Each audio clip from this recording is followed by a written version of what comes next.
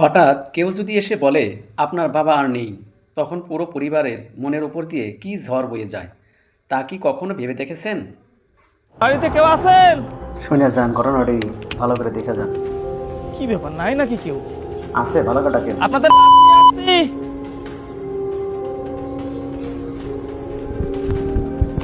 দেখেন এসে কি অবস্থা। ও ভাই, কি হয়েছে?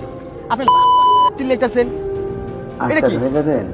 এটা এটা ভাইজান, উত্তেজিত হয়েন না। আসলে আমি যদি ভুল না করে থাকি, এটা তো শহীদ মিয়ার বাসা, তাই না? হ্যাঁ, জি। এটা শহীদ মিয়ার বাড়ি। হ্যাঁ, উনি আমার বাবা। কিন্তু কি হয়েছে? ও, কঠিন খবর। আপনার বাবা, তাই না? প্রাণ আসলে ভয় থাকবে না। খুবই দুঃখজনক, আরে, আপনার বাবা আর বাইসা নাই। আহা, আপনার বাবা গত 5 দিন আগে হঠাৎ স্ট্রোক কইরা মারা যায়, আর সেই লাশটা আমি নিয়ে আসছি। কি বলতেছেন? হায় হায়, আমার কি মানে সর্বনাশ। আমার বাবা কয়েকদিন আগে মারা গেছে। দাঁড়ান দাঁড়ান, ওনাকে ধরার আগে আমার কিছু কথা আছে, আমার কিছু শর্ত আছে। হায় হায়, কয় কি? আগে সেই শর্তগুলো শুনবেন, তারপর ওনাকে টাচ করবেন। কি কথা ভাই? আমার বাবার লাশ নিয়ে আসছেন, আমার বাবার লাশটা ধরতে দিচ্ছেন না, দেখতে দিচ্ছেন না। হ্যাঁ। আপনি আবার বলতেছেন কথা আছে। কি কথা কোন? শুনেন ভাই, ছেলের রাস্তা হয়ে যেতেছে। আপনার বাবা গত 5-6 দিন আগে ডিউটি থেকে আসে রুমে আসার পর উনি আমাকে বলে কি বলে? ওনার বুকে নাকি অনেক জ্বালা পোড়া করে। এটা শুনে আমরা পুরো পাগল হয়ে যাই। ওনাকে নিয়ে যাই আমরা হসপিটালে নিয়ে যাওয়ার পর ডাক্তার অনেক চিকিৎসা করে। হ্যাঁ, ওনার পিছনে অনেক টাকা পয়সা আমি খরচ করি। আমি টাকা পয়সার দিকে তাকাই নাই, কারণ এই চাচার সাথে আমার দীর্ঘদিন সম্পর্ক। উনি খুবই ভালো মানুষ, তাই ওনার পিছনে যত টাকা পয়সা লাগছে আমি সব খরচ করছি।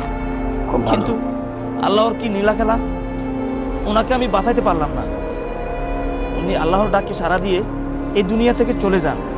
আস্তা। তবে উনি মারা যাওয়ার আগে আমাকে বলেছিলেন কি বলেছিলেন? যে সাজ্জাদ, তোমার সাথে আমার এত ভালো সম্পর্ক, হ্যাঁ, আমি যদি কখনো এই প্রবাসের মাটিতে মারা যাই, জি।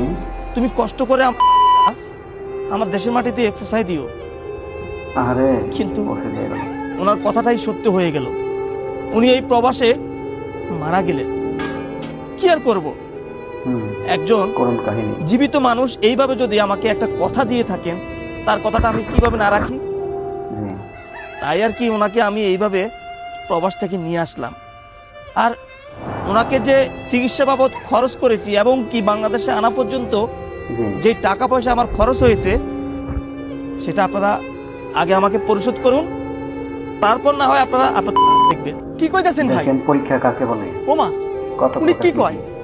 আমার বাবা নাকি মারা গেছে, আবার কইতেছে বিদেশে নাকি চিকিৎসা করতে অনেক টাকা খরচ করছে, আবার টাকা পয়সা খরচ করে দেশে নিয়ে আইছে। আপনি তো আমার বাবাই দেখতে দিলেন না, আমি কিভাবে বিশ্বাস করব উনি আমার বাবা? ও, তার মানে উনি যে আপনার বাবা বা আপনাদেরই লোক, আপনারা না দেখে বিশ্বাস করবেন না। ঠিক আছে, হ্যাঁ, দেখান। আমি আপনাদেরকে বিশ্বাস করে দিচ্ছি। এই যে ওনার লাকেট, আর এটার ভিতরে ওনার সমস্ত কাগজপত্র আছে। মুখ খুলে এই যে আসেন, দেখেন। দেখি কি। আরে,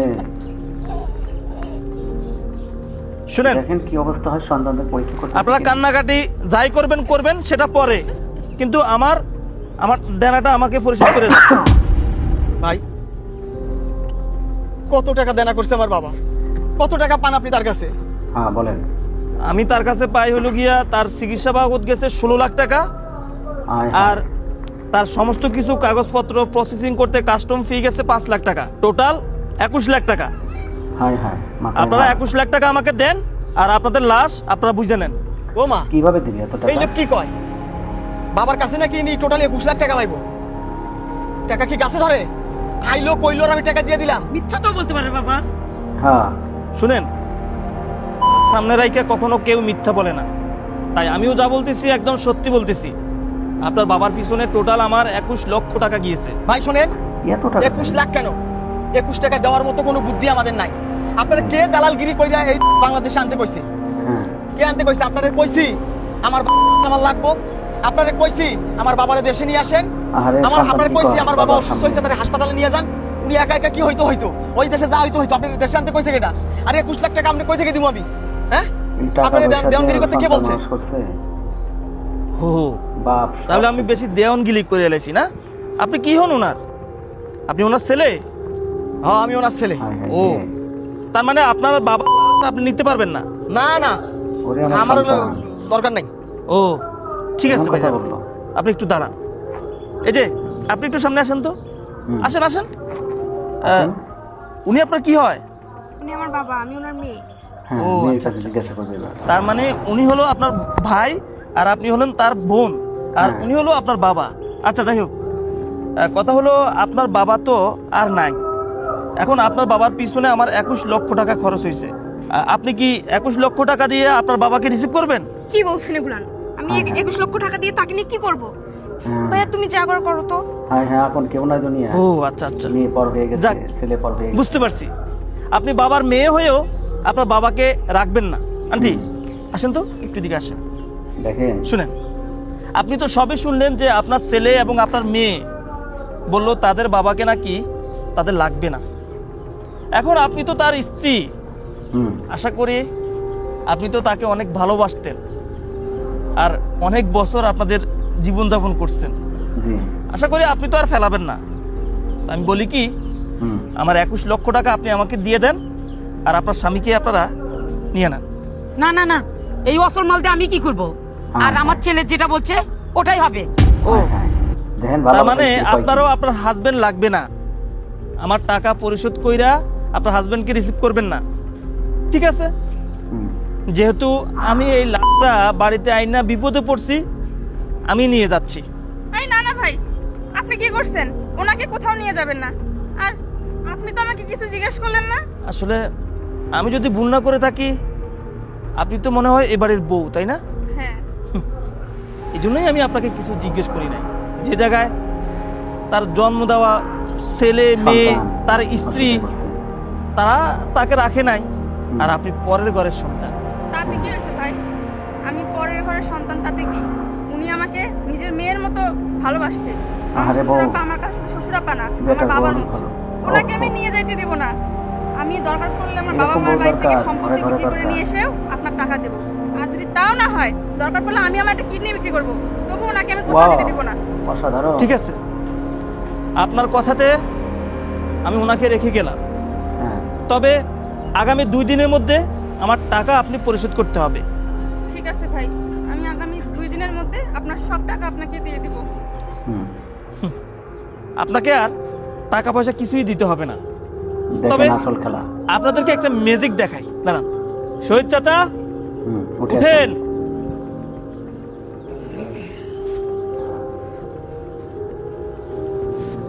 একমাত্র আপন ছেলের বউ, পরে মেয়ে হলেও বাবা, শ্বশুরের বাবা, প্রতি কি ভালোবাসা। তুমি বেঁচে আছো? বাবা, তুমি তুমি বেঁচে আছো, তোমার কিছু হয়নি?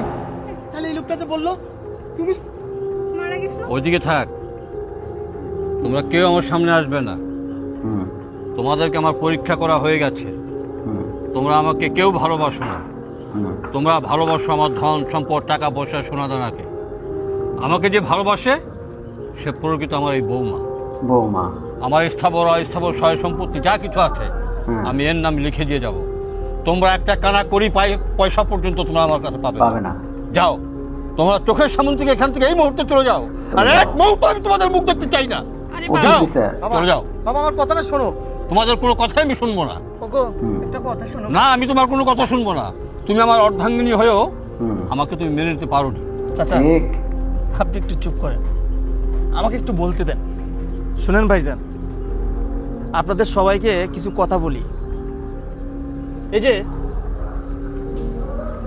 আপনার বাবা না, হুম, উনি দীর্ঘ 15 বছর ধরে আমার সাথে কাজ করেন, হাড় ভাঙা পরিশ্রম করেন।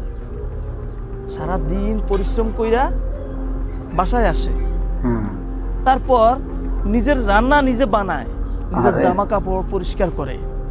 কত কষ্ট করে। কত হাড় ভাঙা পরিশ্রম তিনি করেছে গত 15 বছরে, সেটা আমরা দেখেছি ভাই। আর যখন আপনারা কল দেন, হুম, বাবা আমার বাইক লাগবে, বাবা আমার এটা লাগবে, বাবা আমার সেইটা লাগবে, হ্যাঁ ঠিক। তখন কিন্তু আমরা ফার্স্ট থেকে শুনি উনি উনি কখনো নিষেধ করে নাই আপনাদেরকে। না না না বাবা, আপনাদের না যত বাবা। শখ আল্লাহ যা ছিল সব কিছু পূরণ করছে, হুম, আমরা তো পাশে ছিলাম, কখনো নিষেধ করে নাই। বাবার মতো আর কি বলবো? আপনার বাবা আরো 15 দিন পরে আসার কথা, আপনার বোন বলেছিল ওর জন্য একটা আইফোন লাগবে, হ্যাঁ বাবা বাবা নিষেধ করে নাই। বাবা বলেছে তুই তো আমার একমাত্র মেয়ে, তুই একটা আইফোন চাইছস, তোর জন্য আমি নিয়ে আসবো না? হুম, বাবা কিন্তু সেটাও নিয়ে আসছে। আপনার বোনের জন্য আইফোন 16 প্রো ম্যাক্স নিয়ে আসছে।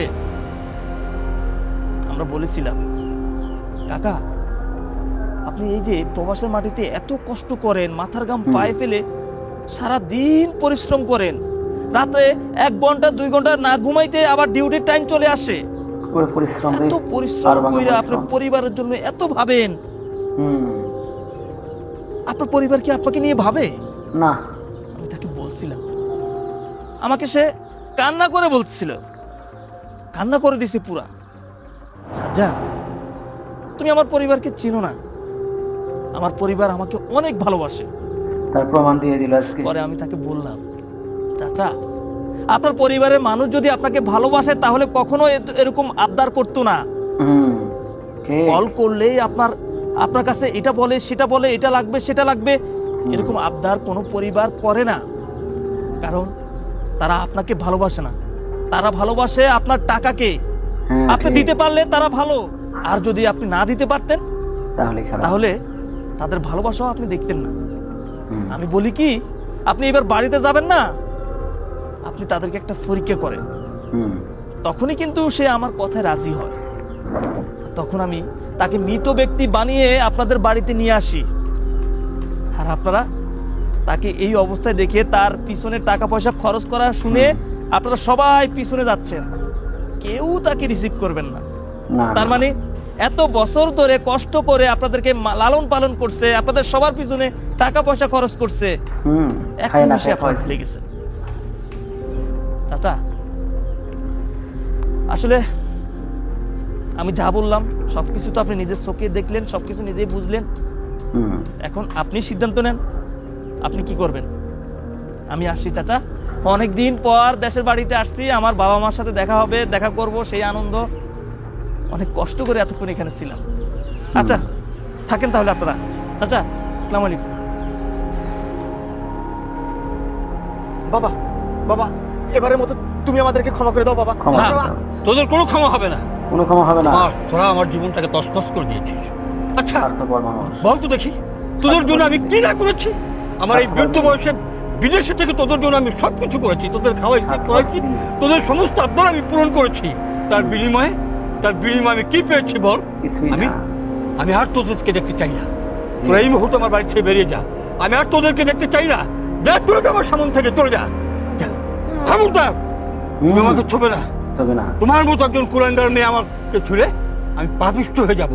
আমি আর তোমাকে দেখতে চাই না, তুমি যাও। বাবা আমি না তোমার আদরের না কিসে তুই আমার আদরে নেই। সে রাতরে মেয়ে তোর মতো মেয়ে যেন অন্য কোনো পিতার ঘরে জন্মগ্রহণ না করে। না হয়। যা তোমার তিনজন এই মুহূর্তে আমার বাড়ি থেকে বেরিয়ে যাও।